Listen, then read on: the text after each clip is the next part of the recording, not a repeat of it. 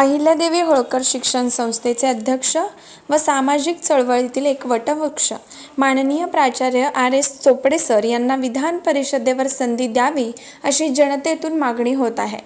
कुशल समाज संघटक, नामवंत वक्ता आणि अनेक सामाजिक चळवळीत अग्रभागी असणारे नागनाथ अण्णा नाईकवडी यांच्या पाणी चळवळीत अण्णांच्या सोबत असणारे बहुआयामी व्यक्तिमत्व प्राचार्य आर.एस. चोपडे सर यांचा अमृत महोत्सव निमित्त 15 जून रोजी सांगली येथे पालकमंत्री चंद्रकांतदादा पाटील, जीवन विद्या मिशनचे प्रल्हाद पै, आमदार गोपीचंद पडळकर, खासदार विशाल पाटील व जिल्ह्यातील अनेक आजी माजी आमदार यांच्या उपस्थितीत गौरव होणार आहे.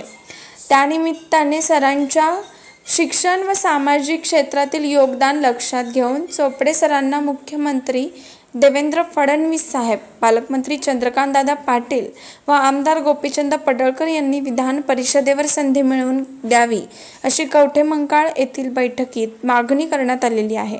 यावेळी कवठेमहांकाळ तालुक्याचे बहुजनांचे नेते शिवाजी ओलेकर, मारुती गडदे, आर.के. सरगर, संजय खरात, राजश्री ओलेकर, कोळेकर, भगवान गलांडे व दीपाली ओलेकर तसेच कवठेमहांकाळ, आटपाडी, सांगोला, मान, खटाव, तासगाव तालुक्यातील मोठ्या प्रमाणात